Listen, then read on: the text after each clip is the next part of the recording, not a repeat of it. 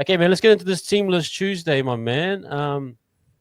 Man, it just doesn't stop. You have a massive injury like Barnett, and then Teamless Tuesday, everyone get back up, hyped again, and you go through this cycle, bro. The NRL season is absolutely grueling, but we're coming up against a good Sharks team too, man. But let's go through our boys. Chansey at the back. This guy he can't get enough, can he? He's always available when he wants those meters, doesn't he? He wants the 350. He might go for 450 at Shark Park. Who knows? Then you got Dell's back, Adam Pompey and Capewell at the moment. So you're saying, you're back to Ali, just quickly on Ali point. You're saying that you think Ali might be a late inclusion if he can be match fit. Yeah. Okay. Let's keep that in mind. But Capewell's there for now. Roger there on the left wing. Chanel and Luke Metcalf. We'll see what the Warriorholics CHT news, if that does come to fruition. We'll have to wait and see.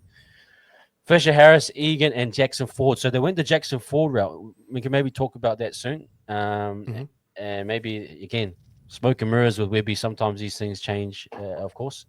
Lecker to starting back row. Marata is the right back row. And then Aaron Clark, obviously. Tamite is still there. and he doesn't get a break, Tamite. He's always never good enough, or he's in the wrong position. I know people will be crying for Healey, but it is what it is. Webby's gone for Tamite. Laban's there now. So he comes in. Dimitri and Tanisdale Smith. That's a bit of youth right there. That's three bits of youth. And you're adding Liquor 4 there, which is great to see, but it does sort of start to put a bit of highlighting on depth. But let's start with Jackson Ford, man. What do you make of? Do you think he's going to stay the starter there as a prop, or do you think actually what we believe is like he's better as a off the bench type guy? Yeah, I'm kind of looking at Jacko as being off the bench type of guy. Again, this is all due to, I think, if Ali was to come in and Capewell would move to the edge, I think Marata will start up front in the middle and Jackson Ford will come off the bench. We've seen that happen before with late inclusions there. If it runs the way it's supposed to run right now, I believe we're keeping Marata on the edge and we'll have a Jackson Ford probably start the game. And they'll probably do an interchange of Dimitri Vaimonga and Tanisdale Smith with those boys up front. So it's really game dependent on Ali Leotar coming in and moving some things around, because I think our preferred would be Marata to start and Jackson Ford off the bench. But yeah, if it's to run out the way it is right now, I think we'd probably have to start Jackson Ford to start the game, unless we want to run a Tanisdale Smith early on, get the brunt of the contest, and then bring out Jacko in the mid game. So I think that's probably the way we're going to look at it. More likely, Marata move to the middle and those moving pieces moving around. Yeah, Jackson Ford's that linchpin, because again, the model's kind of changed now. Remember, you had Dylan Walker come on being that first guy, and it was so ball playing eccentric, but defensive as well. Like credit to Dylan, he was ball playing lock, but he was that defensive linchpin too, kind of what Ford is doing. Now we're kind of doing it slightly different, where Ford is a massive kind of cog in our defense and securing and making sure we're solid. And then Tamite comes in on that back end, tries to provide a bit of option there in a different way. But it's very still, it's a different model. And I think you're bang on that we need to keep Ford on that bench just to because that first wave, you never quite know. Like, yes, you may be dominant, you might start off hot. Then, in fact, Jackson comes on and he kind of stabilizes that. Then, if you're down by 2 tries early, you need someone to stop the bleeding, and Jackson's that as well. So it's so important that he kind of stays in that role for me. And I agree with you, Marata. I would hopefully push him into the front row, and then if Capewell can drop back down to the right side with Liquor, I think that'd be, or even Capewell, to the left. When Capewell's been playing back row, has he been playing left back row or right back row? He's been all over the shop, isn't he? Yeah. Okay, so push left. Push Liquor over to the right, how he was with Metcalf and how he scored that try. So and then keep Capewell over that side. So that would be great. That'd be great in my opinion. Okay. Yeah, we just got a really good versatility within our squad that we got Lecker that can play on both sides, so he can kind of fill in wherever it needs to be there. Obviously Capewell can play on the left. We've seen him play on the right as well. He could really pop up anywhere he needs to. Jacob Laban probably has the ability to play on both sides as well, as we've seen in Cup. So I think that either way, we've got opportunities to move this team around and still looking fairly strong. But yeah, and on that too, I want to shout out Jacko for his season. Again, I said at the start of the video with the Mitch Barnett segment and that, but last weekend, he busted out 151 run meters, and it's only because Chance busted out about 340 that people aren't really talking about it. But off the bench, last week he ran for 200 of the best. As well, and so this guy is busting out like world type numbers. It's just because his name's Jackson Ford and comes off the bench sometimes. People aren't really giving him the full credit as due, but he deserves it, man. He's been incredible for us this season. Yeah, he's been huge, man. Especially, he's been definitely huge for us. Okay, man. Just go to talk a little bit about Egan and how that ties in with the philosophy for Healey to be. I know that everyone's still very strong. Healey. And Webby's saying TMM. Do you think Egan is at a point where we need to bring a Healey in, that he needs a bit of rotation, or what do you make of that? I think that this whole situation is predicated on the injuries that we're having at the moment and the player that can fill in multiple different roles in those positions. So obviously we know Sam Healey can fill in that hooker role and have that really nice hooker rotation with Wade Egan.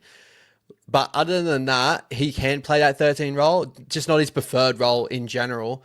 With Tamade Martin, we're noticing our injuries becoming an outside backs, right? We've seen week in, week out, we've had Kurt Capewell in the centres a couple of times this season. Adam Bompe's been the guy that's bounced around, helped out on the wing, been helped out in the centres. Like, there's a running narrative here now that we have Ali and Barry constantly being injured and even happening mid-game, right? So what Tamade Martin opens up the option for, if there's any other injuries that can really impact the game, Chance can go to a centre role if he really needs to. Tamade can go to fullback. We could even run, if there's an injury in the wing, Chance can go to centre, Tamade can go to fullback, opens up that sort of role. You got Shinara Stavida that can push to a centre, you can play a 6. Like, he opens up that many more ways to fix up a lineup than a Sam Healey, right? If, let's say, we come out this weekend, Kurt Capewell goes down, how are we going to run another player in that centre position, like other than maybe Lek Alasima, and he can play that position as well. But you're probably going to have a bit more of a higher class role of CNK pushing to a centre position and Tamade Martin playing at fullback than having Leka play at centre and keeping CNK at fullback with Tamade Martin, on the bench. So that's the reason why I think that Webby's gone down this route. If Webby had a full strength side of Barry, Ali Leatoa, and everyone was looking good, there was no minor injuries they're running in the game with, I guess, because we're judging off of Barry probably coming in last week, maybe still a little bit underdone. Then would probably look at maybe a Sam Healey coming off the bench, because we wouldn't be worried about those mid-game injuries or any rotations in that sort of area to fill in our back line. Healey can be our rotation for Wade Egan. So I think that's the reason why Webby's going down that road instead of just a whole of just snubbing Sam Healey. I don't think it's ever to snub Sam Healey. He's still getting his proper minutes in Cup and developing so well. I think it's more because Tamade Martin can just be the Mr. Fix-It in many different roles and offer us so much more versatility in our area right now, especially with injuries mid-game. Do you think if Tanner plays that it's just quickly, Laban and Vaimaunga have kind of, when a player gets in a team and you notice him to start off with because he's new and you try to figure him out, a guy that you haven't seen come through development, you might not be aware of them. Laban and Vaimaunga are starting to get into that place where you're kind of starting to know them. They're starting to become a little bit regular. Tanner, for a lot of people, just saw him that Dolphins game. Do you think he can build a resume of actually being a legit guy, or is he kind of that tweener that's going to come in and out? And how do you think he'll go if he does play on Saturday? If you asked me this last season, Tanner Smith, watching him in Cup, I would have said he would have been a tweener at the moment.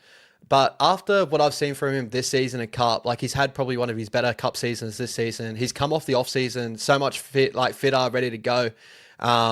He's really fighting for his role. He's got the potential. He's got a very high upside for a very good, solid NRL prop forward, right? So I think right now, as I'm sitting with him, I think he can be that guy that can play, for a decent chunk of period off of the bench and become a proper first grader, as we know.